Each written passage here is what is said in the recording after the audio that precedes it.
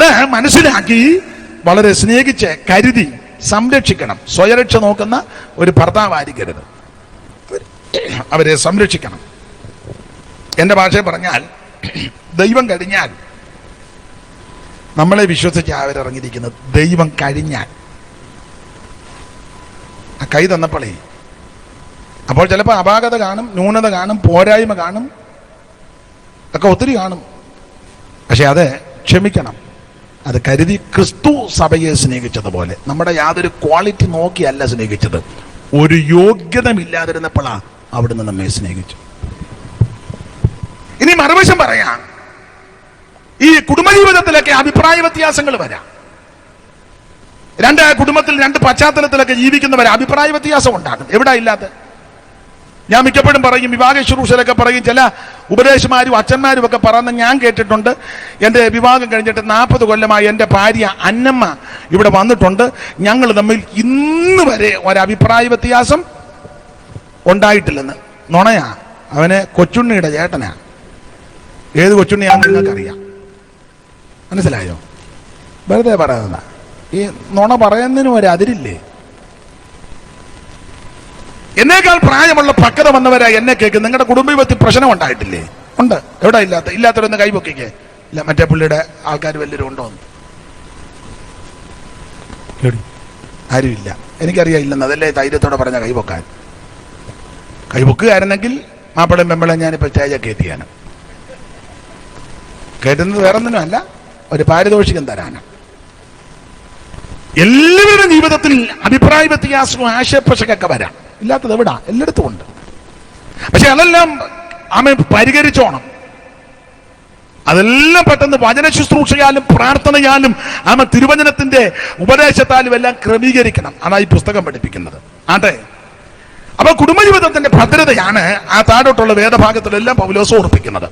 ഇനി അടുത്തത് മക്കളെ വിളിച്ച് ഉപദേശം കൊടുക്കുകയാണ്. അത് 6-ാം അധ്യായത്തിന്റെ പ്രാരംഭവാക്യം. മക്കളെ നിങ്ങളുടെ അമ്മയപ്പന്മാരെ കർത്താവിൽ അനുസരിപ്പി. മക്കളെ നിങ്ങളുടെ അമ്മയപ്പന്മാരെ കർത്താവിൽ അനുസരിപ്പി. അത് ന്യായമല്ലോ. അടുത്തത് നിനക്ക് നന്മയുണ്ടാകുവാനും ഭൂമിയിൽ ദീർഘായുസോടിരിപ്പാൻ അപ്പനെയും അമ്മയും ബഹുമാനിക്കണം. മാതാപിതാക്കളെ ബഹുമാനിക്കണം. ഞാൻ അല്പം കൂടെ കടത്തി പറയാം, പ്രായമുള്ളവരെ ബഹുമാനിക്കണം. ഇപ്പൊ അതൊന്നും പിള്ളേരെ പഠിപ്പിക്കുന്നില്ല. പ്രായമുള്ള ഒരാൾ വീട്ടിലുണ്ടെങ്കിൽ അവരെ ബഹുമാനിക്കണം. പ്രായമുള്ള അപ്പച്ചൻ അമ്മച്ചി വീട്ടിലുണ്ട്, അവരെ ബഹുമാനിക്കണ്ടേ? മൂത്തവരെ വരുമ്പോ എഴുന്നേക്കണ്ടേ? ഇതൊക്കെ പിള്ളേരെ പഠിപ്പിക്കണം. മൂത്ത ആൾക്കാർ വരുമ്പോ എഴുന്നേക്കണം, അവരെ ശുശ്രൂഷിക്കണം, അവരെ ബഹുമാനിക്കണം. വിശേഷിച്ച് മാതാപിതാക്കളെ ബഹുമാനിക്കണം. നിന്റെ അപ്പനെയും അമ്മയും നിന്ദിക്കരുത്. അപ്പനും അമ്മയും പ്രായമാകുമ്പോൾ അവര് നിന്ദിക്കുകയും ആക്ഷേപിക്കുകയും പരിഹസിക്കുകയും ചെയ്യരുത്. മാതാപിതാക്കളെ ശുശ്രൂഷിക്കണം. അവരെ അനാഥശാലയെ വിടരുത്, അഗതി മന്ദിരത്തിലാക്കരുത്. മനസ്സിലായോ? ഇപ്പൊ പെന്തിക്കോസുകാരും എല്ലാം അങ്ങനെ വിടുന്നുണ്ട്. അപ്പനെയും അമ്മയും ശുശ്രൂഷിക്കാൻ കഴിയത്തില്ല. ഈ പുസ്തകം പഠിപ്പിക്കുന്ന പ്രമാണം ഇങ്ങനെ, മാതാപിതാക്കൾക്ക് മക്കൾ പ്രത്യുപകാരം ചെയ്യണമെന്നാണ്. മനസ്സിലാകുന്നുണ്ടോ? പ്രായമുള്ള അപ്പനും അമ്മയും അവര് വാർദ്ധക്യ സഹജമായി ക്ഷീണം ഉണ്ടാകുമ്പോൾ മക്കൾ അവർക്ക് പ്രത്യുപകാരം ചെയ്യണം എന്ന് പറഞ്ഞാൽ, നിന്നെ ചെറുപ്പത്തിൽ എങ്ങനെ അവർ ശുശ്രൂഷിച്ചു അതുപോലെ നീ അവരെ ശുശ്രൂഷിക്കണം. നിന്നെ അവര് കുളിപ്പിച്ചതാ ഇല്ലേ? 1-2 വയസ്സുള്ളപ്പോൾ തന്നെ കുളിക്കാനുള്ള ആക്കവും പ്രായവും പക്വതയും വരാഞ്ഞ സമയത്ത് അമ്മ എന്ത് ജോലിത്തിരക്കാണെങ്കിലും നിന്നെ എന്നും കുളിപ്പിക്കും. അതുകൊണ്ട് പ്രായമുള്ള അപ്പനും അമ്മയും ക്ഷീണിതരായി കിടന്ന ആഴ്ചയിലൊന്നും മാസത്തിലൊന്നും ഹോം നേഴ്സ് വന്നല്ല കുളിപ്പിക്കേണ്ടത്, നീ തന്നെ കുളിപ്പിക്കണം. ഇപ്പൊ പിന്നെ കുളിപ്പീരൊന്നും ഇല്ല, കുന്തമെല്ലാം കൂടെ കൊണ്ട് കെട്ടി അത് മാറ്റുക, കുടഞ്ഞിടുക, പൗഡറെല്ലാം അവിടെ കിടക്കുക. അതല്ല എവിടെയാണ് കിടക്കുന്നത്? സ്തോത്രം. പ്രത്യുപകാരം ചെയ്യണമെന്നാണ് ഈ പുസ്തകം പഠിപ്പിക്കുന്നത്. ഇവിടെ കൂടപ്പെട്ട് എല്ലാവരോടും അത് തന്നെ പറയാനുള്ളത്. മാതാപിതാക്കളെ ശുശ്രൂഷിക്കണം, ബഹുമാനിക്കണം. പ്രായമുള്ള അമ്മ അപ്പനും അമ്മയ്ക്കും വെള്ളം കൊടുക്കാത്തൊക്കെ ഒത്തിരി ഉണ്ട്. ഈ ഏരിയയിലും ഉണ്ട്, പാമ്പാടിയിലായിരിക്കും കൂടുതലും. സ്തോത്രം. അപ്പനെ അമ്മയെ അന്വേഷിക്കാതെ നീ പ്രാർത്ഥിച്ചാലൊന്നും ദൈവം കേൾക്കുകയില്ല. വെറുതെ കിടന്ന് അലമ്പുണ്ടാക്കാന്നല്ലാതെ യാതൊരു ഗുണവും വരികയില്ലെന്നായി പറഞ്ഞത്. മാതാപിതാക്കളെ ബഹുമാനിക്കണം, അവരെ ശുശ്രൂഷിക്കണം, ആദരിക്കണം. ദൈവത്തിന് മഹത്വം. എന്തുവാ രണ്ടുപേരോട് പറഞ്ഞേ? അന്വേഷിക്കാതില്ലെന്നോ അന്വേഷിക്കുമെന്നോ? രണ്ടുപേരാണ്ട് പറഞ്ഞ എന്നാ പറഞ്ഞേ? ഞാൻ നോക്കുന്നില്ല, നീ നോക്കണ്ടടി എന്നാന്നോ? എന്തുവാ നിങ്ങൾ പറഞ്ഞേ? രണ്ടുപേരും ഒത്തോണ്ടാ? മാതാപിതാക്കളെ ബഹുമാനിക്കണം, അവരെ ശുശ്രൂഷിക്കണം. അവരുടെ കണ്ണുനീര് നമ്മുടെ വീട്ടിൽ വീണാൽ, ഏതാ ന്യായമായുള്ള കണ്ണുനീര് വീണാൽ ആയുസ് രക്ഷപ്പെടുകയല്ല. ആ ശാപം ഇങ്ങനെ കിടക്കും. അത് തങ്കൂനെയും താരൂനെയും ഒന്നും കൊണ്ടുവന്ന പോവുകയില്ല. അവരെ നമുക്ക് വിളിക്കാൻ ശാപമല്ല. അവരിലെ ഇതിൻ്റെ എല്ലാം ഞാരെ വിളിച്ചാൽ ഇത് മാറുകയില്ല. ഇരുമ്പലൊക്കെ വിഴുങ്ങിച്ച് ചുക്ക് കഷായം കുടിച്ചാലൊന്നും കുഞ്ഞമ്മേ ഇതൊന്നും മാറുകയില്ല. ഇവിടെ കിടന്നിങ്ങനെ അറകല്ല തുള്ളും പല തുള്ളാന്നല്ലാതെ കണ്ണുമെല്ലാം മറഞ്ഞു നീക്കുപോക്ക് ഉണ്ടാകുകയില്ല. നിനക്ക് നന്മയുണ്ടാകുവാനും നീ ഭൂമിയിൽ ദീർഘായുസ്സോടിരിപ്പാൻ നിന്റെ അപ്പനെ അമ്മയെ ബഹുമാനിക്കണം. മാതാപിതാക്കളെ ബഹുമാനിക്കണം, പ്രത്യുപകാരം ചെയ്യണം. അത് ദീർഘമാക്കുന്നതിന്റെ വേറെ വിഷയത്തിൽ വരേണ്ടത് കൊണ്ട് ഇനി അടുത്തത് മക്കളെ വിളിച്ച് ഉപദേശം തരുന്നുണ്ട്. മാതാപിതാക്കളെ 4-ാം വാക്യം വായിച്ച പിതാക്കന്മാരെ നിങ്ങളുടെ മക്കളെ കോപിപ്പിക്കാതെ, പിതാക്കന്മാരെ നിങ്ങളുടെ മക്കളെ കോപിപ്പിക്കാതെ കർത്താവിന്റെ ബാലശിക്ഷയിലും പത്യോപദേശത്തിലും പോറ്റി വളർത്തുക. ഇനി മാതാപിതാക്കളോട് ഒരു സന്ദേശം പറയാം. 2-ഓ 3-ഓ ദൈവം തരുന്ന മക്കളാ, 4-ഓ 5-ഓ ദൈവം തരുന്നതാ. വേറുകൃത്യം കാണിക്കരുത്. മകളാന്നേലും മകനാന്നേലും ആരാന്നേലും വേറുകൃത്യം പാടില്ല. മക്കളെ ദൈവം തരുന്നതാ. തിരുവചനം പഠിപ്പിക്കുന്നത് മക്കൾ ഒഹമാതിരുന്ന ഈ അവകാശം, ഉദരബലം, ദൈവം തരുന്ന പ്രതിഫലം, വീരന്റെ കയ്യിൽ ഈ അസ്ത്രം. അങ്ങനെ ആ യൗവനത്തിലെ മക്കൾ, ആ മക്കളോട് വേറുകൃത്യം പാടില്ല. ചില അപ്പനും അമ്മയുണ്ട് മക്കളോട് വേറുകൃത്യം. ഈ ഇളയ മോന്റെ കുറ്റം മൂത്ത മോന്റെ വീട്ടിൽ ചെന്ന് പറയും. അവിടുത്തെ കാര്യം അവിടെ ഒരാഴ്ച ചെന്ന് അവിടുത്തെ കുരുക്ക് നടുവത്തനോട് പറയും. ഇവിടെ എല്ലാം നിന്നോട് പോയി അവസാനം മോടെ വീട്ടിൽ ചെന്ന് പറയും, നീ വെള്ളമിറങ്ങി ചായുകയല്ല തള്ളേ. ഈ നുണയും കൊതിയും കൊണ്ട് നീ നെടുക ഇങ്ങനെ അങ്ങ് നടക്കുക. മനസ്സിലാകുന്ന ചമ്പക്കരയ്ക്ക് കയറി അവിടെ ഇറങ്ങി നുണ പറഞ്ഞു. ഇങ്ങോട്ട് മഹാരാജാവ് വന്നപ്പോ കയറി തിരിച്ചും വന്ന് നുണ പറഞ്ഞു. ശരിയല്ല. മക്കളെ ഒരുപോലെ കരുതിക്കോണം. ദൈവം തന്ന മക്കളാ. വേറുകൃത്യം പാടില്ല. മനസ്സിലാകുന്നുണ്ടോ? ഞാൻ നിങ്ങൾക്ക് ഗുണം വരാനുള്ള കാര്യമായി പറഞ്ഞു തരുന്നേ, വളരെ ലളിതമായിട്ട്. സാധാരണ പ്രസംഗിക്കുന്നത് പോലല്ല. ഇന്ന് ഇങ്ങനൊരു നടത്തിപ്പാ. ചില ഗുണദോഷം പറയാനായിട്ടാണ് വന്നത്. എന്നാന്ന് ചോദിച്ചാൽ, ഒന്നാമത് കോവിഡ് ഒക്കെയാ, ഇപ്പം വേറെ അസുഖങ്ങളൊക്കെ. അപ്പം ഇതിനിടെ രക്ഷപ്പെടാൻ വേണ്ടിയുള്ള മാർഗമായി പറഞ്ഞു തരുന്നത്. മനസ്സിലായോ? വളരെ ലളിതമായിട്ടാണ് പറഞ്ഞു തരുന്നത്. നമ്മുടെ സാറാണോ ഇരിക്കുന്നത്? ഈ വെട്ടവടി കൃത്യം കാണാൻ വേണ്ടി എന്നെ കണ്ടേ പോകാറുണ്ട്. അപ്പൊ ശ്രദ്ധിക്കുക, മാതാപിതാക്കൾ മക്കളെ ഒരുപോലെ കരുതണം. വേറുകൃത്യം പാടില്ല. അങ്ങനെയുള്ളിടത്ത് ഒറ്റ വീട് രക്ഷപ്പെടുകയല്ല. ഇങ്ങനെ വേറുകൃത്യം വെച്ചാൽ അവസാനം അപ്പനെ അമ്മയെ അന്വേഷിക്കാൻ ആരും കാണുകയല്ല. സ്തോത്രം. പിന്നെ ഈ കണ്ടമാനം കാശുള്ളതും കുഴപ്പടിയാ. റബ്ബർ തോട്ടവും 1-2 വീടും ചുറ്റുപാടും കണ്ടമാനം ആയാലും കുഴപ്പമാ. അവസാനം പിന്നെ ആരും നിന്നെ ഏക്കാതെ വരും. അതുകൊണ്ട് ഞാനൊരു നല്ല ബുദ്ധി പറയാം. ഇത്തവണ അംഗീകരിച്ചാൽ മതി. ഗുണം വരാനുള്ള വഴിയായി പറഞ്ഞു തരുന്നത്. ഒരു 10 സെന്റും വീടും പേരെഴുതി വെച്ചിട്ട് ബാക്കി വിൽക്കുകയോ എടുക്കുകയോ ചെയ്തേച്ച് അത്യാവശ്യം വല്ലതും കൃത്യമായിട്ട് പകത്ത് വെച്ച് കാലശേഷം എന്ന് എഴുതിയേക്കണം. അങ്ങനെ എഴുതാവുള്ളൂ, കാലശേഷം. അതിനിടയ്ക്ക് കൊച്ചുങ്ങൾ വേണമെന്ന് പറയും, ഇതിലോട്ടൊന്ന് ഒപ്പിട്ട് ഒരു ലോൺ എടുക്കാനാ. ജീവൻ പോയാൽ കൊടുക്കരുത്. അതിന് നല്ല ബുദ്ധി പറഞ്ഞു തരിക. അപ്പോൾ ലോൺ വെക്കാൻ ഇങ്ങോട്ടൊന്ന് ഇപ്പം ലോൺ എടുക്കണ്ട, ഉള്ളത് കൊണ്ടൊക്കെ അങ്ങ് പോയാൽ മതി. ഞാൻ ചത്ത് കഴിയുമ്പം സൂക്ഷിക്കുകയും ചെയ്യണം. ഇവൻ കാപ്പിയോ ഇവിടെ മരുമകൾ കാപ്പി വന്നാലും സൂക്ഷിച്ചേ കുടിക്കാവുള്ളൂ. സ്തോത്രം പറഞ്ഞു കുടിക്കണം. വലിച്ചു കുടിച്ച് എങ്ങാനും പരുവക്കേടാകും. ഇല്ല, നമ്മുടെ കൂടത്തുകാരി തന്നെ, അവിടെ പേര് കൂടത്തായി. അറിയാം, അവള് ചെയ്തത് അറിയാമല്ലോ. കുറേശ്ശെ നാശോപ്പിച്ച് വെക്കരുത്. അപ്പം മക്കളെ ഒരുപോലെ കരുതണം.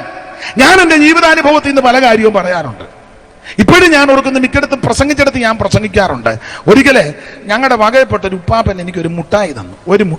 ഒരു മുടുത്ത മുട്ടായി. അതിൻ്റെ പേരെല്ലാം മറന്നുപോയി. വർഷങ്ങൾക്ക് മുമ്പ് കുഞ്ഞിലെ ഒരു മുട്ടായി തന്നു. ഞാൻ ആ മുട്ടായി ആയിട്ട് വീട്ടിൽ വന്നപ്പം, വഴി വെച്ചാ തന്നത്. അതുമായിട്ട് വീട്ടിൽ വന്നപ്പം എൻ്റെ കയ്യിലൊരു അമ്മ ചോദിച്ചു, എന്ത് പാടാന്ന് ചോദിച്ചു. ഞാൻ പറഞ്ഞു, മുട്ടായിയാ, ഇനി കൊണ്ടുവരാൻ പറഞ്ഞു. എത്രണ്ണം ഉണ്ട്? ഒന്നേ ഉള്ളു, ഇങ്ങോട്ട് കൊണ്ടുവരാൻ പറഞ്ഞു. ഞാൻ ആ മുട്ടായി കൊണ്ട് അമ്മയുടെ കൈ കൊടുത്തു. അപ്പം ഞാനത് തുറന്നേച്ച് എനിക്ക് തരുവന്ന്. അമ്മയെ തുറന്നു നോക്കിയപ്പോൾ ഒരു മുട്ടായി. ഇപ്പോഴും ഞാൻ മറന്നിട്ടില്ല. അകത്ത് പോയി എന്നോട് പറഞ്ഞൊരു പിച്ചാത്തി എടുത്തുകൊണ്ട് വരാം. പിച്ചാത്തി കൊണ്ടുവന്ന്, പഴയ വീടാണ്. എൻ്റെ അരപ്ലേസിൻ്റെ വാതിക്കലോട്ട് ഈ കടലാസി മുട്ടായി പോയി ചേച്ചി. ഞാൻ നോക്കി നിൽക്കുക. അമ്മ ഈ പിച്ചാത്തി ഇങ്ങനെ വെച്ചിട്ട് കൈ കൊണ്ട് 4ആയിട്ട് പൊളന്നു. ഒരു മുട്ടായി ഇങ്ങനെ നെടുകയും കുറുകയും ഓരോ അടി അടിച്ചപ്പോൾ ഇത് 4ആയിട്ട് പൊളന്ന് നിവർത്തിച്ചാൽ ഒരു കഷണം എനിക്ക് തന്നു. അപ്പോൾ ബാക്കി 3 കഷണം ഞങ്ങൾ 4 മക്കളാണ്, മറ്റ് 3 കഷണം അവർക്കും കൊടുത്തു. ഇപ്പോഴും ഞാൻ മറന്നിട്ടില്ല. മനസ്സിലായോ? ഞാൻ ആരെയും കുറ്റം പറയുകയല്ല. എന്നാൽ ചില അമ്മമാര് ചിലര് എന്തുവാടാ കയ്യിരിക്കുന്നത്? മുട്ടായി എത്ര എണ്ണം ഉണ്ട്? 1 പെട്ടെന്ന് കഴിക്കുക, അവൻ വരുന്നതിന് മുന്നേ കഴിക്കും. കുട്ടായി ആയിട്ട് നിൽക്കുക, കഴിക്കും. പിന്നെ എന്താ കടലാസ് കഴിക്കാൻ, അവൻ വരുന്നതിന് മുന്നേ കഴിക്കും. കിട്ടായി എന്ന് പറഞ്ഞു നോക്കി. ഉടനെ അത് എങ്ങനെയും ചവച്ച് പെട്ടെന്ന് കഴിക്കണം, ഉണഞ്ഞുണഞ്ഞ് നിൽക്കുക. അവനെ ഒരു തരത്തിൽ കടിച്ചു പൊടിച്ച്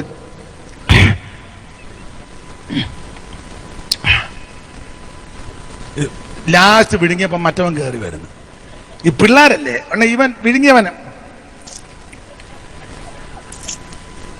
ഉടനെ മറ്റവൻ ചോദിക്കും, എന്തുവാടാ അലോഗ്യമായി. ചെറിയ വിഷയമെന്ന് തോന്നിയാലും പ്രശ്നമായില്ലേ? അല്ലെ പിന്നെ അവന് മുട്ടായി മേടിച്ചു കൊടുക്കണം, അല്ലെ ഇവനെ ഇടിക്കും. അപ്പൊ അവൻ കയറി അവനെ ഇടിക്കും, അമ്മ ഇതിനിടയിൽ കയറും, തള്ളയുടെ മുതുകിനിട്ട് മൂത്തവനൊരു ഇടി ഇടിക്കും. നിങ്ങൾ ഒറ്റ വരുത്തിയ ഉദാഹരണമാണ്. ഞാനിനി എന്റെ അനുഭവത്തിൽ നിന്ന് പറയാം, അതും പറയാം. ഈ ദൈവമക്കള് പലയിടങ്ങളിലൊക്കെ ശുശ്രൂഷയ്ക്ക് എന്നെ വിളിക്കാറുണ്ട്, പോകാറുണ്ട്. വിശേഷിച്ച് വെളിനാടുകളിലൊക്കെ പോകുമ്പം എന്തെങ്കിലും സാധനങ്ങൾ മേടിച്ചാൽ ഇപ്പോഴും നിങ്ങൾ ചിലപ്പോൾ ഉൾക്കൊള്ളത്തില്ലെന്ന് എനിക്കറിയാം, നിങ്ങൾ പലരും ഉൾക്കൊള്ളുകയല്ലെന്ന് എനിക്ക് വിഷയമല്ല. ഞാൻ ഇപ്പോഴും എന്തെങ്കിലും അങ്ങനെയുള്ള എന്തെങ്കിലും സാധനം മേടിച്ചാൽ ഒരു 4 എണ്ണം മേടിക്കും. അമ്മ പഠിപ്പിച്ചതാ. ഉദാഹരണം, ബെഡ്ഷീറ്റ് മേടിക്കുകയാണ്, ഇപ്പോഴും ഞാൻ 4 എണ്ണം മേടിക്കും.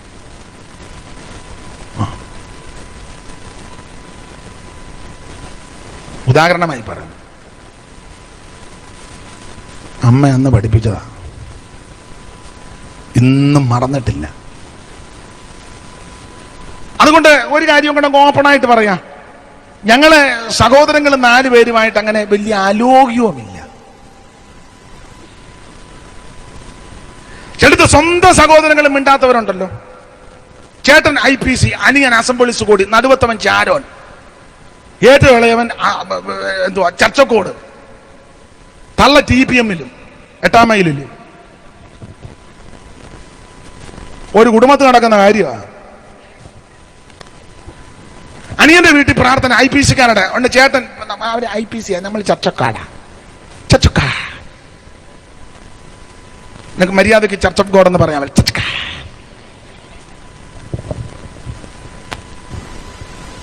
അസംബ്ലി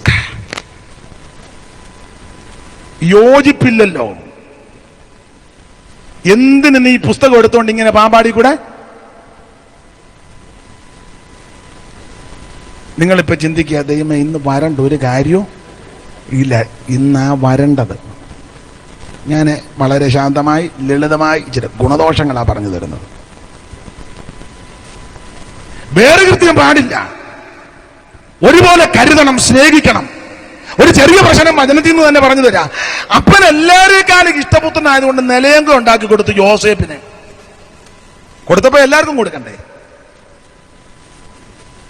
യോസേപ്പിന് മാത്രം ഒരു നിലയെങ്കിൽ കുടുംബത്തിൽ പ്രശ്നമായി. ഞാനതിന്റെ ഒരു വശമായി പറഞ്ഞു. ഈ അപ്പൻ നിലയെങ്കി ഉണ്ടാക്കി കൊടുക്കാൻ കാര്യം അവിടെ ഇരിക്കുന്ന യോസേപ്പ് ദുശ്രുതി വന്ന് പറയുമെന്ന അപ്പൻ എടുക്ക വന്ന് അപ്പന്റെ ഭാര്യമാരാകുന്ന ലേയായി, റാഖേലിന്റെ, ദാസിമാരാകുന്ന ബിൽഗയുടെ, ശില്പയുടെ മക്കളോടുകൂടെ ഇരുന്ന് അവരെ കുറിച്ചുള്ള ദുശ്രുതി യോസേപ്പ് വന്ന് അപ്പനോട് പറയും എന്ന് പറഞ്ഞാൽ ഇടയ്ക്കിടയ്ക്ക് ന്യൂസ് കൊടുക്കും. അങ്ങനെ നമ്മുടെ ഇടയിലും ആൾക്കാരുണ്ട്. സെൻട്രൽ പാസ്റ്ററോട് ഇടയ്ക്കിടയ്ക്ക് ന്യൂസ് കൊടുക്കുന്ന, സെൻട്രലിലെ തന്നെ വേറെ പാസ്റ്റർമാരുണ്ട്. സെൻട്രൽ പാസ്റ്ററുടെ വീതി ഓവർസിയറിലൊക്കെ ചെന്ന് ന്യൂസ് കൊടുക്കും ഇടയ്ക്കിടയ്ക്ക്. കൂട്ടുവിശ്വാസിയുടെ, വേലക്കാരുടെ, പ്രസിഡന്റിനോട്. ലോക്കൽ സഭയിലാണെങ്കിൽ പാസ്റ്ററോടും അമ്മാമ്മയോടും ചെന്ന് ഇടയ്ക്കിടയ്ക്ക് മറ്റ് വിശ്വാസികളുടെ പാടില്ല, പ്രശ്നമുണ്ടാകും. പാസ്റ്റർമാരത് കേൾക്കുകയും ചെയ്യരുത്. ഞാൻ ഒരു ചെറിയ കൂട്ടായ്മ തിരുവല്ലുണ്ട്, ഞാൻ കൂടെ ഞങ്ങളുടെ എൻ്റെ അടുക്ക് ഒരെണ്ണത്തിന്റെ കാര്യം വന്ന് പറഞ്ഞേക്കരുത്. ഞാൻ ശരിയാക്കും. വചനം ശുശ്രൂഷിക്കുമ്പോൾ ദൈവാത്മാവ് തരുന്ന നടത്തിപ്പിൽ ശുശ്രൂഷിക്കും. ഇത് കേൾക്കരുത്. ഇനി അഥവാ ചില സന്ദർഭങ്ങൾ കേൾക്കേണ്ടി വരും. അതനുസരിച്ച് ഇടപെടരുത്. രണ്ട് ഭാഗവും കേൾക്കണം. ആട്ടെ, അപ്പൻ ഇഷ്ടപുത്രനായതുകൊണ്ടും രാഹേലിൽ കൂടി ജനിച്ച കുട്ടിയായതുകൊണ്ടും ഒരു നിലയെങ്കി കൊണ്ട് കൊടുത്ത് അന്ന് മുതൽ കുടുംബത്തിൽ പ്രശ്നമാണ്. വേറുകൃത്യം പാടില്ല. അതുകൊണ്ട് മാതാപിതാക്കളോട് ഒരിക്കൽ കൂടി ഒരു സന്ദേശം പറയാം. അവൻ ദൈവം നിനക്ക് തന്ന കളറുള്ളത് കാണും, കളറില്ലാത്ത കൊച്ചു കാണും, കഴിവുള്ള കൊച്ചു കാണും, കഴിവില്ലാത്ത കൊച്ചു കാണും, കാശുള്ളവൻ കാണും, കാശില്ലാത്തവൻ കാണും. വേറുകൃത്യം പാടില്ല. ദൈവം തന്ന തലമുറ ഒരുപോലെ കരുതിക്കോണം. അതാണ് പിതാക്കന്മാർക്ക് മാതാപിതാക്കൾക്കുള്ള സന്ദേശം. ഇനി 5-ാം വാക്യം വായിച്ചിട്ട് ദാസന്മാരോട്, ദാസന്മാരെ ജഡപ്രകാരം യജമാനന്മാരായവരെ ക്രിസ്തുവിനെ പോലെ തന്നെ ഹൃദയത്തിന്റെ ഏകാഗ്രതയിൽ. ഒരു ദാസൻ എങ്ങനെ യജമാനനോട് ഇടപെടണം? യജമാനനും ദാസനും ഒരു സഭയിലെ മെമ്പറാ, പക്ഷെ യജമാനനെ ബുദ്ധിമുട്ടിക്കരുത്. നിന്റെ സഭയിലെ വിശ്വാസിയാ, ഒരു കൂട്ടായ്മയിലാന്നോർത്ത് ചെയ്യുന്ന ജോലിയുടെ പ്രതിഫലം വാങ്ങണം. അത്രയും പറഞ്ഞ ഭാഗം വിടുക. ഇനി യജമാനന്മാരോടും പറയുക, നിങ്ങൾക്കും അവർക്കും ഒരു യജമാനൻ സ്വർഗത്തിലുണ്ട്. വളരെ കരുണയോടെ ഇടപെടണം. വീട്ടിൽ ജോലിക്ക് വരുന്നവരോട് മാനം മര്യാദയ്ക്ക് ഇടപെടണം. ചില വലിയ വീടുകളിലൊക്കെ ജോലിക്ക് ചില സഹോദരന്മാര് വന്നു കഴിഞ്ഞാൽ ചില എല്ലാവരും അല്ല കേട്ടോ, ചില വീടുകളിൽ ജോലിക്ക് ഒരാളെ കിട്ടിയാൽ പിന്നെ വാഷിംഗ് മെഷീൻ വർക്ക് ചെയ്യുകയല്ല. അതുവരെയും വാഷിംഗ് മെഷീൻ ഒരു കുഴപ്പം, തറ തുടയ്ക്കാൻ തങ്ക വന്നു, അന്ന് വാഷിംഗ് മെഷീനും ഒന്നും ശരിയല്ല. ഉള്ള കൂറ തുണിയെല്ലാം എടുത്തു കൊടുക്കും എവള് കഴുകാൻ. ശരിയല്ല. വീട്ടിൽ ജോലിക്ക് വരുന്നവരോട് മാനം മര്യാദയ്ക്ക് ഇടപെടണം. ഞാൻ മിക്കടുത്ത് പ്രസംഗിക്കുമ്പോൾ പറയും, വീട്ടിൽ ജോലിക്ക് വരുന്ന പ്രായമുള്ള അമ്മ അല്ലേ പിതാവ്, അവരെ പിള്ളേരെ കൊണ്ട് പേര് വിളിപ്പിക്കരുത്. മനസ്സിലാകുന്നുണ്ടോ? ആരോട് പറയാന്? നിങ്ങൾക്ക് വേണേ സമപ്രായമാന്റെ പേര് വിളിക്കുകയോ അറിയാമല്ലോ, പക്ഷെ പിള്ളേരെ മര്യാദ പഠിപ്പിക്കണം. പ്രായമുള്ളവരെ ബഹുമാനിക്കാൻ, ആദരിക്കാൻ ഒക്കെ പഠിപ്പിക്കണം. ചില പിള്ളേര് അങ്ങനല്ല, ഇടടാ ആരെയാ വിളിച്ച്, അപ്പച്ചാന്ന് വിളിയടാ, പറഞ്ഞു കൊടുക്കണം. അമ്മച്ചീന്ന് വിളിയടാ, പറയണ്ടേ? നിങ്ങളതിന്റെ ബാക്കിയാന്നാ തോന്നുന്നത്. ബഹുമാനിക്കാൻ പഠിപ്പിക്കണം. സ്തോത്രം. നിങ്ങൾക്കും അവർക്കും ഒരു യജമാനൻ സ്വർഗത്തിലുണ്ട്. മക്കളെ, നിങ്ങളിത് കേൾക്കുന്നുണ്ടോ? എന്തുവാ ഞാനിവിടെ പറഞ്ഞ കേൾക്കുന്നുണ്ടോ? നിങ്ങൾ വേറെ ഏതാണ്ടൊക്കെ പറഞ്ഞിരിക്കുക. എന്തുവാന്ന് ആരോടാ പറയുന്നത്? ഇപ്പറ വലിയൊരു ഇരിപ്പുണ്ടോ?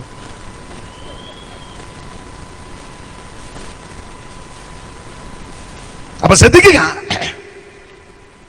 ഭാര്യ, ഭർത്താവ്, പിതാക്കന്മാർ, മക്കൾ, ദാസൻ, യജമാനൻ, സകല ആൾക്കാരുടെ ദൂത് പറഞ്ഞേച്ച് 10-ാമത്തെ വാക്യത്തിൽ പറയുക, ഒടുവിൽ കർത്താവിലും അവന്റെ അമിതബലത്തിൽ എന്ന് പറഞ്ഞാൽ കുടുംബജീവിതം ഭദ്രമായി പോകണമെങ്കിൽ ഭാര്യയും ഭർത്താവും കർത്താവിന്റെ ആത്മാവിൽ ബലപ്പെടണം.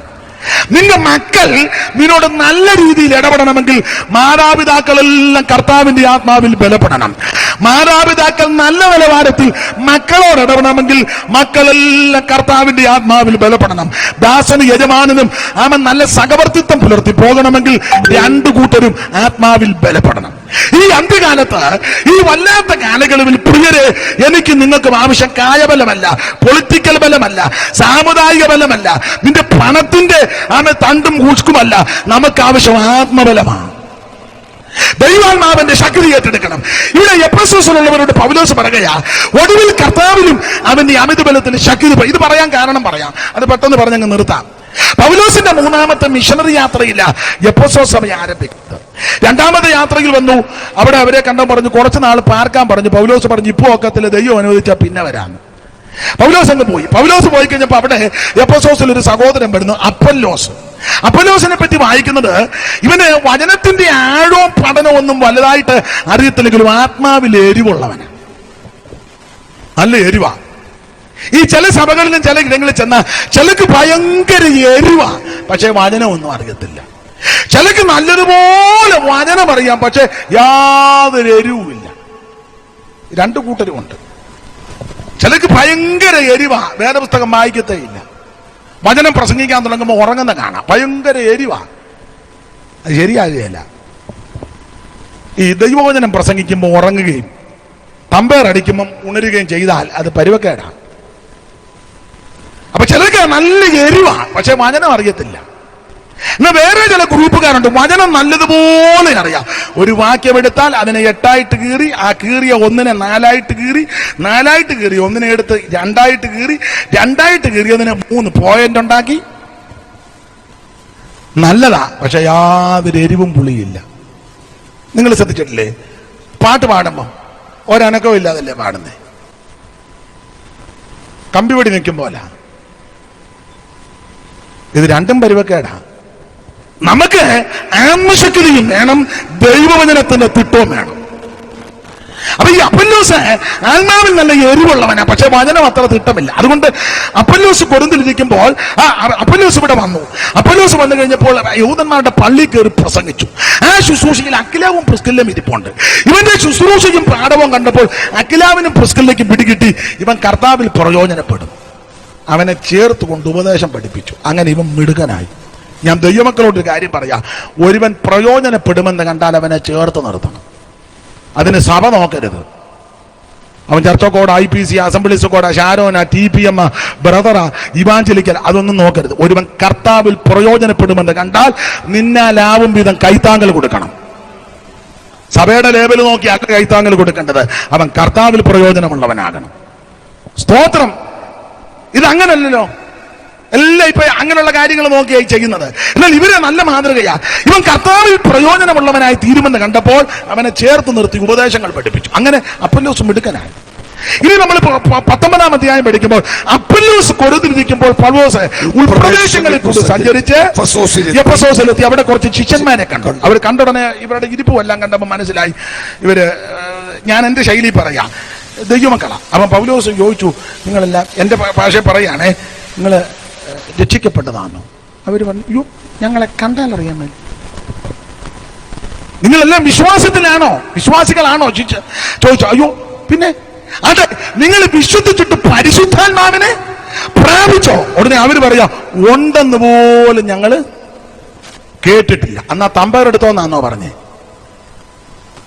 മുഴുത്തൊരു തമ്പേരെടുത്ത് അടിക്കാനായുള്ളൊരുത്തിനെ വിളിയിടാൻ നമുക്ക് ഇപ്പൊ തന്നെ എല്ലാത്തിനെയും. പൗലോസ് ഉടനെ തിരിച്ചു ചോദിച്ചത്, നിങ്ങളുടെ സ്നാനം ഏതായിരുന്നെന്ന്. അപ്പൊ ചുരുക്കി പറഞ്ഞാൽ സ്നാനം ചോദിച്ചു. കാരണം കുറഞ്ഞ പക്ഷം മറുവശമാ, സ്നാനക്കടവിൽ വെച്ചെങ്കിലും പരിശുദ്ധാത്മാവെന്ന് കേൾക്കണം. മനസ്സിലായോ? അതുകൊണ്ടാ യേശുവിന്റെ നാമത്തിൽ മുങ്ങരുതെന്ന് നീ പറയുന്നേ. യേശു പഠിപ്പിച്ച ഉപദേശം പിതാവിന്റെയും പുത്രന്റെയും പരിശുദ്ധാത്മാവിന്റെ നാമത്തിൽ. അതാ ചോദിച്ചത്, നിങ്ങൾ പരിശുദ്ധാത്മാവെന്ന് ഉണ്ടെന്ന് പോലും കേട്ടിട്ടില്ല, സ്നാനം ഏതാ? ചുരുക്കി പറഞ്ഞാൽ ആ ഭാഗം നിങ്ങൾ ചേർത്ത് പഠിച്ചാൽ ഇവരെ ഉപദേശം പഠിപ്പിച്ച് കാര്യങ്ങളെല്ലാം പഠിപ്പിച്ച് തിട്ടമാക്കി അവരുടെ തലേ കൈവച്ച് പ്രാർത്ഥിച്ചു. അവരെല്ലാം ആത്മസ്നാനം പ്രാപിച്ച് അന്യഭാഷ പറഞ്ഞ് ദൈവത്തെയും മഹത്വപ്പെടുത്തി. അപ്പൊ ഇതിന്റെ മറുവശം പറയാൻ നിന്നിട്ടില്ല. എന്ത് മറുഭാഷ? നിനക്ക് കിട്ടിയില്ലെന്നല്ലാതെ ഇത് നിന്നിട്ടില്ല. നിനക്ക് കിട്ടിയില്ല, അതിന് കിടന്ന് അരിശം കയറി ആവശ്യമില്ലാത്ത പറയരുത്. നിനക്ക് കിട്ടിയില്ല, ഇത് ആരുടെയും കുത്തകയല്ല. ദൈവത്തോട് നീ പ്രാർത്ഥിച്ച് ദൈവം തരും. ഇത് തർക്കിക്കേണ്ട സമയമൊന്നും അല്ലിത്. വേറെ എന്തെല്ലാം വിഷയങ്ങൾ കിടക്കുന്നു. സ്തോത്രം. ഇത് തർക്കിക്കേണ്ട സമയമല്ല. ഇത് ആരുടെയും കുത്തകയല്ല, ആരുടെയും കുടുംബസ്വത്തുമല്ല, ദൈവത്തിന്റെ ദാനം. അങ്ങോട്ടും ഇങ്ങോട്ടും വാശി വൈരാഗ്യത്തോടെ പ്രാർത്ഥിച്ച് ദൈവം തരും. ഇത് തന്നെ ഒരു സഭക്കാരുടെ സ്വന്തം വന്നു. എന്തായാലും കൊള്ളാം, ഇവർ ആത്മസ്നാനം പ്രാപിച്ച് ദൈവത്തെ മഹത്വപ്പെടുത്തി. എല്ലാവരും കൂടെ ഏകദേശം 12ഓളം പുരുഷന്മാരുണ്ട്. അങ്ങനെയാണ് എഫെസോസ് സഭ ആരംഭിച്ചത്. കർത്താവിലും അവന്റെ അമിതബലത്തിൽ ശക്തിപ്പെടാൻ പറയാനുള്ളതിന്റെ ഒരു കാരണം, ഈ എഫെസോസ് സഭ ആരംഭിക്കുന്നത് പോരാട്ടങ്ങളുടെ നടുവിലാണ്. നിങ്ങൾ തിരുവചനം മൊത്തം പരിശോധിച്ചോ, സഭ തുടങ്ങിയതെല്ലാം പോരാട്ടത്തില. പെന്തിക്കോസ്തിന്റെ ആരംഭ സമയവും പോരാട്ടങ്ങളാ. കല്ലുവാരി എറിഞ്ഞിട്ടുണ്ട്, വേദപുസ്തകം പറിച്ച് കീറിയിട്ടുണ്ട്, ഉപദേശിമാരെ എത്ര എണ്ണത്തിനെ അടിച്ചിട്ടുണ്ട്. പക്ഷെ ഈ മാർഗത്തിന് ഒരു മങ്ങലും വന്നിട്ടില്ല. ആമെ അടികൊണ്ടെടുത്തും പ്രശ്നമുണ്ടായിടത്തെല്ലാം ഈ നാമം മഹിമപ്പെട്ടിട്ടേ ഉള്ളൂ. അപ്പൊ ആരംഭ സമയത്ത് ഇവിടെ പ്രശ്നമാണ്. അപ്പൊ ചുരുക്കി പറഞ്ഞാൽ പൗലോസ് ഈ ഇവരുടെ തലയൊക്കെ വെച്ച് പ്രാർത്ഥിച്ചു. ഇവരെല്ലാം ആത്മസ്നാനം പ്രാപിച്ചു 12ഓളം പുരുഷന്മാർ. ഒടുവിൽ ഇവര് പൗലോസിന്റെ കയ്യാൽ അത്ഭുതങ്ങളും അടയാളങ്ങളും ഈ ദേശത്ത് നടന്നു. വരുന്നവർക്കെല്ലാം സൗഖ്യം, രോഗികൾ എത്ര വന്നാലും അവർക്കെല്ലാം പൂർണ്ണ വിടുതൽ. പൗലോസിന്റെ ദേഹത്ത് ഉത്തരീയവും റൂമാലും ഒക്കെ കൊണ്ടിട്ട് കഴിഞ്ഞാൽ അത് രോഗിയുടെ മേൽ കൊണ്ടിട്ടാൽ അന്ന് തന്നെ സൗഖ്യമാണ്. ഇപ്പോഴത്തെ രോഗശാന്തി പോലൊന്നുമല്ല. ഇപ്പോഴത്തെ രോഗശാന്തി വരപ്രാപ്തന്മാർ അവര് തന്നെ ആശുപത്രിയിൽ നിന്ന് മരുന്നെടുത്തോണ്ടിരിക്കുക. പിന്നെ വരുന്നവർക്ക്, അവന്റെ ഭാര്യയ്ക്ക് പെമ്പിളയ്ക്ക് അസുഖമായിട്ടപ്പോ അന്നേരം കൊണ്ടുപോയി ഭാരതില് വെറുതെ നിന്ന് മേരിയെ തള്ളി തറയിലിടുകയും ചെയ്തു.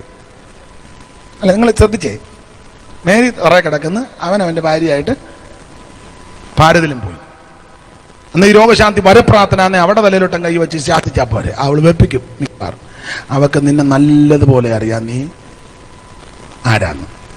അത് അവള് തലയെ കൈ വെപ്പിക്കാണ്. അപ്പൊ ചുരുക്കി പറഞ്ഞാൽ പൗലോസിന്റെ ശരീരത്തെ ഉത്തരീയ റൂമാലും കൊണ്ടിട്ട് രോഗിയുടെ മേൽ കൊണ്ടിട്ട് അന്നേര സൗഖ്യം. ചുരുക്കി പറഞ്ഞാൽ എഫെസോസിൽ അത്ഭുതങ്ങളും അടയാളങ്ങളും നടക്കുക. എഫെസോസിന്റെ ഒരു പ്രത്യേകത നല്ലൊരു പ്രകൃതി. ഈ കർത്താവിലും അവന്റെ അമിതബലത്തിൽ ശക്തിപ്പെടാൻ പറയാനുള്ളതിന്റെ ഒന്നാമത്തെ കാരണം മന്ത്രവാദികളുടെ ഈറ്റില്ലമായ എഫെസോസ് പട്ടണം. മന്ത്രവാദികളുടെ ഈറ്റില്ലമാണ് എഫെസോസ് പട്ടണം. അവിടെ മന്ത്രവാദികളെ പറ്റി പറഞ്ഞ യഹൂദന്മാര് വരെ അവിടെ മന്ത്രവാദികളാണ്. അപ്പോൾ മന്ത്രവാദം കൊടികൊത്തി വാടുന്ന പട്ടണമാണ് എഫെസോസ് പട്ടണം. ആ പട്ടണത്തിൽ ആ സഭ തുടങ്ങിയത്. അതുകൊണ്ട് ആ സഭയോട് പറഞ്ഞത് ഒടുവിൽ കർത്താവിലും ആമിതബലത്തിലും ശക്തിപ്പെടണം. മന്ത്രവാദവും ആഭിചാരവും ക്ഷുദ്രപ്രയോഗവും തന്ത്രങ്ങളും വർദ്ധിക്കുന്ന ഈ കാലയളവിൽ ദൈവമക്കളോട് ഇന്ന് രാത്രി അറിയിപ്പാനുള്ള ആത്മിക സന്ദേശം, നീ ഉഴപ്പി നടക്കാതെ ആത്മാവിൽ ബലപ്പെടുക. മന്ത്രവാദികളുടെ ഈറ്റില്ലം. അവിടെ വായിക്കുന്നത് യഹൂദന്മാര് വരെ മന്ത്രവാദികളാണ്.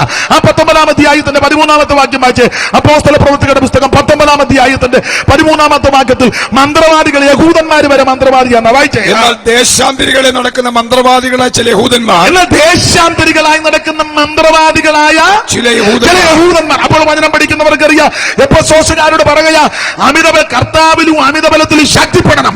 അത് പറയാൻ കാരണം മന്ത്രവാദികളുടെ ഈറ്റില്ലമായ എഫെസോസ് പട്ടണം. ആ പട്ടണം യഹൂദന്മാര് വരെ മന്ത്രവാദിയാണ്. യഹൂദന്മാര് മന്ത്രവാദിയാണ്. പിന്നെ മറ്റുള്ളവരുടെ കാര്യം പറയാൻ യഹൂദൻ പ്രമാണമുള്ളവനാ. റോമാലേഖനം 9-ാം അധ്യായത്തിന് 3-ാം വാക്യം പഠിക്കുമ്പോൾ ന്യായപ്രമാണവും വാഴ്ത്തത്വവും പിതാക്കന്മാരും കൽപ്പനയും ചാട്ടവും അല്ല അവർക്ക് മാത്രം. പിതാക്കന്മാരും അവർക്ക് ജഡപ്രകാരം ക്രിസ്തു അവരിൽ നിന്നാ. പുറപ്പാട് പുസ്തകവും ആവർത്തനം വായിക്കുമ്പോൾ ദൈവത്തിന്റെ സമ്പത്താ, ദൈവത്തിന്റെ പ്രത്യേക ജനമാ, ദൈവത്തിന്റെ സ്വന്തം ജനമാ. അതാ യഹൂദൻ. ഇങ്ങനെയുള്ള യഹൂദൻ വരെ മന്ത്രവാദം ചെയ്യാം. അപ്പൊ പിന്നെ മറ്റുള്ളവന്റെ കാര്യമോ? നിങ്ങൾ നീന്തിച്ചേ. ഇപ്പൊ അക്രൈസ്തവരായ ആൾക്കാര് കേസും കോടതിയും മഴക്കുമായിട്ട് നിർത്തി. അവർ പറഞ്ഞു നമുക്ക് ക്രിസ്ത്യാനികളുടെ കൂടെ പോയി പ്രാർത്ഥിക്കാം. അവര് ക്രിസ്തുവിനെ അനുഗമിക്കുന്നവരാ, ക്രിസ്ത്യാനികളാണ്, ദൈവമക്കളാണ്. അപ്പൊ ക്രിസ്ത്യാനി അല്ലാത്ത ഇതര മതസ്ഥൻ, ഇതര വിഭാഗത്തിൽപ്പെട്ട ആള് വർഷങ്ങളായിട്ട് കേസും കോടതിയും നടത്തി അവര് പരുവക്കേടായി. അവസാനം അവരൊരു തീരുമാനത്തിൽ വന്ന് നമുക്ക് ക്രിസ്ത്യാനികളുടെ കൂടെ പോയി പ്രാർത്ഥിക്കാം. ഇനി എന്റെ ശൈലി പറഞ്ഞാൽ പെന്തിക്കോസുകാരുടെ കൂടെ പോവാം. എന്നാൽ അവരിങ്ങോട്ട് പ്രാർത്ഥിക്കാൻ വന്നപ്പം റോഡിൽ കടന്ന് വഴക്കുണ്ടാക്കുന്നു. ആരാ? ഓർത്തഡോക്സും യാക്കോബായും. മനസ്സിലാകുന്നുണ്ടോ? അവരതെല്ലാം നിർത്തി ഇങ്ങോട്ട് വന്നതാ. അത് കഴിഞ്ഞ് ഇങ്ങോട്ട് വന്നപ്പം IPCയും ചർച്ചോടും കൂടെ പാടില്ലെന്നായി പറഞ്ഞത്. യഹൂദന്മാര് വരെ മാതൃകയായിട്ട് ജീവിക്കേണ്ട നീ മന്ത്രവാദം ചെയ്താൽ മാതൃക ഇല്ലാത്തവന്റെ കാര്യം പറയണോ? യഹൂദന്മാര് വരെ മന്ത്രവാദി. മാത്രമല്ല, ഒന്നും രണ്ടും മന്ത്രവാദിയല്ല, അനേകം മന്ത്രവാദി ഉണ്ടെന്ന 19-ാം വാക്യം പെട്ടെന്ന് വായിച്ചേ. 19. ക്ഷുദ്രപ്രയോഗം ചെയ്തിരുന്ന പലരും. ക്ഷുദ്രപ്രയോഗം ചെയ്തിരുന്ന പലരും. അപ്പൊ ഒന്നല്ല, അനേകം ക്ഷുദ്രപ്രയോഗം ചെയ്യുക പലരും. ഇനി അടുത്തത് തങ്ങളുടെ പുസ്തകങ്ങളെ കൊണ്ടുവന്ന്. അപ്പൊ പുസ്തകം വെച്ച് പഠിച്ച മന്ത്രവാദികളാ. അപ്പൊ എഫെസോസുകാരോട് പറയുക കർത്താവിലും ആമിതബലത്തിലും ശക്തിപ്പെടണം. പറയാൻ കാരണം മന്ത്രവാദികളുടെ ഈറ്റില്ലത്തിൽ ആ സഭ തുടങ്ങിയത്. ഇവിടെ പിടിച്ചു നിൽക്കണമെങ്കിൽ, ജയിച്ചു കയറണമെങ്കിൽ, ബലപ്പെട്ടു പോകണമെങ്കിൽ സ്വയശക്തി കൊണ്ടോ കായബലം കൊണ്ടോ പല പൊളിറ്റിക്കൽ ബലം കൊണ്ടോ ഒന്നും രക്ഷപ്പെടുകയെന്ന് ആത്മശക്തി ഏറ്റെടുക്കണം. ഇന്ന് രാത്രി എന്നെ കേൾക്കുന്ന സകല ദൈവമക്കളോട് എനിക്കറിയിക്കാനുള്ള ആത്മീക സന്ദേശം, നീ ആത്മാവിൽ ബലപ്പെടണം. പരിശുദ്ധാത്മ നിറവിൽ ദൈവത്തെ ആരാധിക്കണം. അപ്പോൾ മന്ത്രവാദികളുടെ ഈറ്റില്ല ഒന്നും രണ്ടും മന്ത്രവാദിയല്ല, അനേകം മന്ത്രവാദി. ക്ഷുദ്രപ്രയോഗം ചെയ്തിരുന്ന പലരും പുസ്തകങ്ങൾ കൊണ്ടുവന്നു. അപ്പൊ ഗ്രന്ഥം വെച്ച് പഠിച്ച മന്ത്രവാദികളാണ്, അല്ലാതെ ലൊട്ടിലൊടുക്കല്ല. മനസ്സിലായോ? ലൊട്ടിലൊടുക്ക് മന്ത്രവാദിയല്ലേ. എന്റെ ഭാഷയെ പറഞ്ഞാൽ മന്ത്രവാദത്തിൽ ബിരുദം പ്രാപിച്ചവരായി മന്ത്രവാദികൾ, അല്ലെ പുസ്തകം വെച്ച് പഠിച്ചതാ. ആ പുസ്തകം എല്ലാം കൊണ്ട് കത്തിച്ച് അതിന്റെ വില കണക്ക് കൂട്ടിയപ്പോ 50,000 വെള്ളിക്കാശ്. 50,000 വെള്ളിക്കാശ്. ഇന്നത്തെ 50,000 അല്ല, അന്നത്തെ 50,000 എന്ന് പറഞ്ഞാൽ ലക്ഷക്കണക്കിന് വിലമതിക്കുന്ന മന്ത്രഗ്രന്ഥങ്ങൾ ഉള്ള മന്ത്രവാദികൾ. അപ്പോൾ സ്റ്റാൻഡേർഡ് ഉള്ള മന്ത്രവാദി. മനസ്സിലായോ? ഒന്ന് മന്ത്രവാദികളുടെ ഈറ്റില്ലം, രണ്ട് നിരവധി മന്ത്രവാദി, യഹൂദന്മാര് വരെ മന്ത്രവാദി, മാത്രമല്ല ഗ്രന്ഥം വെച്ച് പഠിച്ച മന്ത്രവാദി. ഇങ്ങനെയുള്ള മന്ത്രവാദികൾ തിങ്ങിപ്പാർക്കുന്ന പട്ടണമായി എഫെസോസ് പട്ടണം. അതുകൊണ്ടാ പൗലോസ് പറഞ്ഞത്, ഇവിടെ നിലനിൽക്കണമെങ്കിൽ ദൈവാത്മശക്തി പ്രാപിച്ചോണം. എന്നെ കേൾക്കുന്ന ദൈവമക്കളോട് ഇന്ന് രാത്രി ഒരു സന്ദേശം അറിയിക്കാം. ഒരു വല്ലാത്ത സാഹചര്യത്തിലേക്കാണ് ഞാൻ നിങ്ങളും വന്നുകൊണ്ടിരിക്കുന്നത്. ഉഴപ്പു ജീവിതം നയിക്കരുത്, അലസരായിട്ട് ജീവിക്കരുത്, ഉദാസീനതയോടെ വേല ചെയ്യുന്നവൻ ശപിക്കപ്പെട്ടവനെന്ന ഇരമ്യാവ് 48:10 വായിക്കുന്നത്. ആമേ, ഭിനേകാസിനെ പോലെ തീഷ്ണതയോടെ ദൈവത്തിന് വേണ്ടി നിൽക്കണം. Praise the Lord. ആത്മശക്തി ഏറ്റെടുത്ത് ആത്മാവിൽ ബലപ്പെടണം. ഇങ്ങനെ ആത്മാവിൽ ബലപ്പെട്ട് ഒരു ജീവിതം നയിക്കണം. അതാണ് ദൈവം ഉദ്ദേശിക്കുന്നത്. ഞാൻ ഏതാനും സമയം കൊണ്ട് എന്റെ വാക്കുകൾ അങ്ങ് നിർത്താം. അപ്പോൾ എഫെസോസുകാരോട് ഇത് പറയാൻ കാര്യം, ഒന്ന് മന്ത്രവാദികൾ തിങ്ങിപ്പാർക്കുന്ന സ്ഥലം, രണ്ട് യഹൂദന്മാര് വരെ ഇവിടെ മന്ത്രവാദി, മൂന്ന് ഗ്രന്ഥം വെച്ച് പഠിച്ച സ്റ്റാൻഡേർഡ് ഉള്ള മന്ത്രവാദി. അതുകൊണ്ടാണ് പറഞ്ഞത് ആത്മാവിൽ ബലപ്പെട്ടോണം. നാലാമത്തെ പോയിന്റ്, ഈ എഫെസോസുകാരോട് ആത്മാവിൽ ബലപ്പെടാൻ പറയാൻ കാര്യം, അർത്തമീസ് എന്ന ദേവിയുടെ വ്യാപാര ശക്തി കുടിയിരിക്കുന്ന സ്ഥലമായ എഫെസോസ്. ദ്യോവിൽ നിന്ന് വീണ ബിംബമെന്നും ഈ അർത്തമീസാണ് ഇവിടെ എല്ലാം ഭജിച്ചു പോരുന്നത്. അപ്പൊ അർത്തമീസിന്റെ വ്യാപാരവും അർത്തമീസിന്റെ വിഗ്രഹങ്ങളെ തീർക്കുന്ന വിഗ്രഹ സേവക്കാരും മാർക്കുന്ന സ്ഥലമാണ്. ദെമത്രിയോസ് എന്ന് പറഞ്ഞ ഒരു തട്ടാനുണ്ടായിരുന്നു. പൗലോസും ശീലാസും എല്ലാം ഇവിടെ ശുശ്രൂഷിച്ച് നന്നായി പ്രസംഗിച്ച് ശുശ്രൂഷിച്ചപ്പോൾ ഇവൻ ആൾക്കാരെ കലക്കി പ്രശ്നമുണ്ടാക്കി. ഞാൻ ആ ഭാഗത്തേക്ക് അധികം പോകുന്നില്ല, വചനം പഠിക്കുന്ന നിങ്ങൾക്കറിയാം. അങ്ങനെ ഈ വിഗ്രഹ സേവക്കാരാകുന്ന അർത്തമീസിന്റെ വിഗ്രഹത്തെ ഉണ്ടാക്കുന്ന തൊഴിൽ ലാഭമുണ്ടാക്കുന്ന ആൾക്കാർ തിങ്ങിപ്പാർക്കുന്ന സ്ഥലമാണ്. അവിടെ ഒരു ദൈവ പൈതൽ നിലനിൽക്കണമെങ്കിൽ ആത്മാവിന്റെ ബലമേറ്റെടുക്കണം. ഇന്ന് രാത്രി എന്നെ കേൾക്കുന്ന ദൈവ കുഞ്ഞുങ്ങളോട് പറയാ, സ്വയശക്തി കൊണ്ട് ജയിക്കാനൊക്കത്തില്ല. കായബലം കൊണ്ട്, നമ്മുടെ കായബലം കൊണ്ടൊന്നും നടക്കത്തില്ല. പോക്കും വരവും കണ്ട ഇപ്പൊ നീ ഒരാളെ അടിച്ച് താടിയിടുവെന്ന ഒന്നും നടക്കുകയല്ല. പൊളിറ്റിക്കൽ ബലം, രാഷ്ട്രീയക്കാർ നല്ലതാണ്, അവര് ഭരിക്കട്ടെ, അവരെ ഏൽപ്പിച്ച കാര്യം ചെയ്യട്ടെ, നീ അതിന്റെ പുറകെ കിടന്ന് തൂങ്ങരുത്. സ്തോത്രം. ഇനി വേറെ വിഷയങ്ങളുണ്ട്. അതുകൊണ്ടാണ് നമുക്കൊരു രാജാവിന് നീതിയോടെ വ്യാഴും.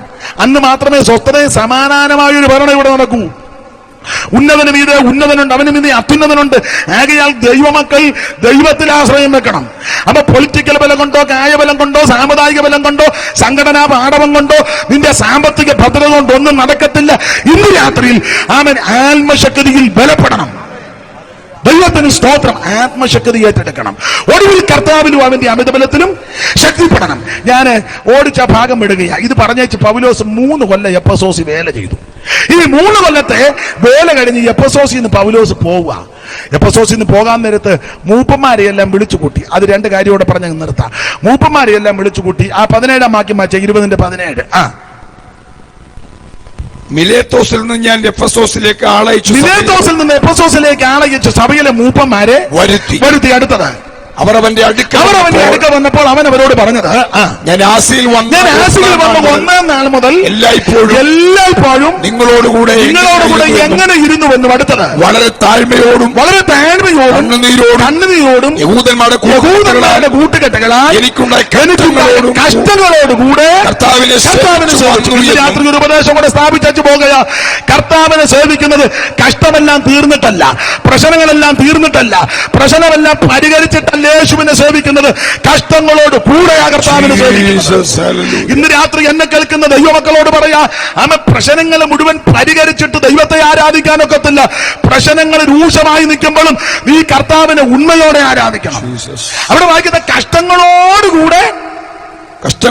കൂടെ കർത്താവിനെ സേവിച്ചു. ഈ പുതിയ ഉപദേശക്കാര് പറയുന്നത് യേശുവിനെ അറിഞ്ഞാൽ മതി എല്ലാ കഷ്ടവും മാറുമെന്ന ശുദ്ധ തട്ടിപ്പാ. സ്തോത്രം. യേശു പഠിപ്പിച്ച ഉപദേശം ലോകത്ത് നിങ്ങൾക്ക് കഷ്ടമുണ്ടെന്നുണ്ട്. സ്തോത്രം. എങ്കിലും ധൈര്യപ്പെടണം, ഞാൻ ലോകത്തെ ജയിച്ചിരിക്കുന്നു. കഷ്ടത എന്നുള്ളത് തിരുവചനം പഠിപ്പിക്കുമ്പോൾ അതൊരു കൃപാവരമാണെന്നാ പുസ്തകം പഠിപ്പിക്കുന്നത്, വരമാണ്. ഈ വരം പ്രാപിച്ച ദൈവമക്കൾ ധൈര്യത്തോടെ നിന്നോണം. കഷ്ടങ്ങളോടുകൂടെ കർത്താവിനെ സേവിച്ചു. പ്രയോജനമുള്ളതൊന്നും മറച്ചു വെക്കുന്നില്ല. ഒരു ദൈവദാസൻ പ്രയോജനമുള്ളതൊന്നും മറച്ചു വെക്കരുത്. ഇന്ന് രാത്രി മുഖം നോക്കരുത്, ആള് നോക്കരുത്, പണം നോക്കരുത്, പ്രതാപം നോക്കരുത്, ഒന്നും നോക്കരുത്. നിന്നെ വിളിച്ച് ദൈവമാണ്. വിശ്വസ്തയോടെ കർത്താവിനെ ശുശ്രൂഷിക്കണം. അത് ഓടിച്ചവസാനിപ്പിക്കാം. പൗലോസ് എഫെസോസിൽ നിന്ന് പോകുന്നതിന് മുമ്പ് ഈ ലീഡർ മൂപ്പന്മാരെ വിളിച്ചേച്ച് 2 കാര്യം, ഒരു ദൂത് പറഞ്ഞു. 2 കാര്യം ആ ദൂതിനകത്ത്. അല്ല 29-ാം വാക്യം വായിച്ച ഞാൻ പോയ ശേഷം ആട്ടിൻകൂട്ടത്തെ ആദരിക്കാത്ത കൊടിയ ചെന്നായ്ക്കൾ നിങ്ങളുടെ ഇടയിൽ കടക്കും. ഒന്നാമത്തെ പോരാട്ടം, ഞാൻ പോയ ശേഷം ആട്ടിൻകൂട്ടത്തെ ആദരിക്കാത്ത കൊടിയ ചെന്നായ്ക്കൾ നിങ്ങളുടെ ഇടയിൽ കടക്കും. ഇടയിൽ കിടക്കെന്ന് പറഞ്ഞാൽ വെളിയിൽ നിന്ന് വരും. രണ്ട് പോരാട്ടം, ഒന്ന് വെളിയിൽ നിന്ന് വരും, രണ്ട് അടുത്തത് ശിഷ്യന്മാരെ തങ്ങളുടെ പിന്നാലെ വലിച്ചു കളയുവാൻ വിപരീത ഉപദേശം പ്രസ്താവിക്കുന്ന പുരുഷന്മാർ നിങ്ങളുടെ ഇടയിൽ നിന്നേക്കും. രണ്ട് പോരാട്ടം പൗലോസ് ഓർപ്പിച്ചു. ഒന്ന്, അവന്റെ വെളിയിൽ നിന്നൊരു പോരാട്ടം വരും. ആട്ടിൻകൂട്ടത്തെ ആദരിക്കാത്ത കൊടിയ ചെന്നായ്ക്കൾ നിങ്ങളുടെ ഇടയിൽ കടക്കും. അത് സഹിക്കാം. രണ്ടാമത്തതാ, ശിഷ്യന്മാരെ തങ്ങളുടെ പിന്നാലെ വലിച്ചു കളയുവാൻ വിപരീതോപദേശം പ്രസ്താവിക്കുന്ന പുരുഷന്മാർ നിങ്ങളുടെ ഇടയിൽ നിന്ന്. രണ്ടാമത്തതാ ഭയാനകരം. ഏതാ? ദുരുപദേശക്കാരെഴുന്നേക്കുമെന്ന്. വളരെ ഭയത്തോടെ ദൈവമക്കൾ സൂക്ഷ്മതയോടെ ജീവിക്കണം. ഇത് വല്ലാത്ത കാലമാ. ദുരുപദേഷ്ടക്കന്മാർ ധാരാളം വർദ്ധിക്കും. ദൈവത്തിന്റെ വചനത്തെ കോട്ടി മാറ്റി മായം ചേർത്ത് കൂട്ടുചേർത്ത് പറയുന്ന ധാരാളം പേര് എഴുന്നേക്കുമെന്ന്. പൗലോസ് എഫെസോസിൽ നിന്ന് പോകുന്നതിന് മുമ്പ് മൂപ്പന്മാരെ വിളിച്ചേച്ച് പറഞ്ഞു, രണ്ട് പ്രശ്നം ഈ സഭയിലുണ്ടാകും ഞാൻ പോയ ശേഷം. ഒന്ന്, ആട്ടിൻകൂട്ടത്തെ ആദരിക്കാത്ത കൊടിയ ചെന്നായ്ക്കൾ ഇതിനകത്ത് കിടക്കും. രണ്ട്, ശിഷ്യന്മാരെ തങ്ങളുടെ പിന്നാലെ വലിച്ചു കളയുവാൻ വിപരീതോപദേശം പ്രസ്താവിക്കുന്ന പുരുഷന്മാർ നിങ്ങളുടെ ഇടയിൽ എഴുന്നേക്കും. ഈ പുറത്തുനിന്ന് വരുന്ന പോരാട്ടം നമുക്ക് സഹിക്കാം, അകത്തുള്ളതാ സഹിക്കാൻ മേലാത്ത. ഞാൻ മിക്കടത്തും പറയും, നിങ്ങൾക്കും അറിയാം, അയലത്തുകാരെ നമ്മളെ തെറി പറയാ, കണ്ണ് പൊട്ടുന്ന തെറി പറഞ്ഞാൽ നമുക്ക് കതകും ജനലും എല്ലാം അടച്ച് വെന്റിലേഷൻ തെർമോക്കോളറും വെച്ച് ഒട്ടിച്ച് മുറിയെല്ലാം പൂട്ടിച്ച് അകത്തിരുന്ന് സ്തോത്രം പറയാം. അവൻ അപ്പുറത്ത് വീട്ടിൽ ഇരുന്ന് ആ തെറി പറയുന്നത്, നമുക്ക് രക്ഷപ്പെടാം. എന്നാൽ പെരയ്ക്കകത്തുള്ളവൻ തെറി പറഞ്ഞാലോ എന്നാ ചെയ്യും? അവൻ സെറ്റിയിലിരുന്ന് കണ്ണ് പൊട്ടുന്ന 4 ഡാഷ്. അർദ്ധരാത്രി കറണ്ടും പോയി, നമ്മൾ അങ്ങോട്ട് പോകും. കേക്ക് അല്ലാതെ ഒരു മാർഗവും ഇല്ല. വളരെ സൂക്ഷിച്ചോണം. ഒന്നുകൂടി ഉദാഹരണം പറഞ്ഞാൽ, ഒരക്രൈസ്തവനോ സുവിശേഷ വിരോധിയോ അല്ലെങ്കിൽ സുവിശേഷത്തിന് വിരുദ്ധമായി നിൽക്കുന്ന ഒരാള് നമ്മളെ തല്ലാൻ വരിക അല്ലെ ഉപദ്രവിക്കാൻ വന്ന, എന്റെ ഭാഷ പറഞ്ഞ അവനെ പ്രാർത്ഥിച്ചൊതുക്കാം. ഒതുക്കിയിട്ടുണ്ട്. പ്രാർത്ഥിച്ചൊതുക്കാം. യേശുവിന്റെ നാമത്തിൽ പ്രാർത്ഥിച്ചവനെ ഒതുക്കാം. എത്രയോ സ്ഥലത്ത് ഒതുങ്ങി. ഇപ്പോഴും ഞാൻ ഓർക്കുന്ന പഴമക്കാർ പറഞ്ഞുള്ളറിവാ. ടി ജി ഉമ്മച്ചൻ അവർ ഭക്തൻകുട്ടിയച്ഛനും ടി ജി ഉമ്മച്ചനും ഒക്കെ കല്ലിശ്ശേരി വേല ചെയ്യുന്ന കാലത്ത് എൻ്റെ അറിവിൽപ്പെട്ട ഒരു കാര്യമാണ് പറയുന്നത്. അതുപോലെ ഒത്തിരി സംഭവങ്ങളുണ്ട്. അവിടെ സുവിശേഷ വേല ചെയ്ത് രാത്രി വരുന്ന സമയത്ത് ഒരു നായർ വിഭാഗത്തിൽപ്പെട്ട ആളാ ടി ജി ഈ 3 പത്തിച്ചിറ യോനാച്ചനും ഭക്തൻകുട്ടിയപ്പച്ചനും ടി ജി ഉമ്മച്ചൻ അവർകളെ നടുറോഡിലിട്ട് തല്ലി. ആദ്യത്തെ അടിക്ക് ഭക്തൻകുട്ടിയപ്പച്ചനും താഴെ പോയി, പത്തിച്ചിറ യോനാച്ചനും താഴെ പോയി. ഞാൻ കണ്ടിട്ടില്ലെങ്കിൽ നിങ്ങൾക്ക് പഴയ ടി ജി ഉമ്മച്ചൻ അപ്പച്ചനെ കണ്ടിട്ടുള്ളവർക്കറിയാം. നല്ല ആചാന കണ്ടിട്ടുണ്ട്, നല്ല എളുപ്പമാണ്. അപ്പം പറഞ്ഞുള്ള അറിവാ. ഈ നായരെ ഈ അപ്പച്ചനെ ഇടിച്ചപ്പോൾ പുള്ളി ഇങ്ങനെ നിന്നു, ശ്വാസം പിടിച്ചു. ഇടിച്ചവൻ കുഴഞ്ഞു. പുള്ളിക്കൊരു കുഴപ്പമുണ്ട്. അവസാനം ഇടിച്ച് ലാസ്റ്റ് ഇടി കൊടുത്തിട്ട് കൈ താക്കാൻ മേല.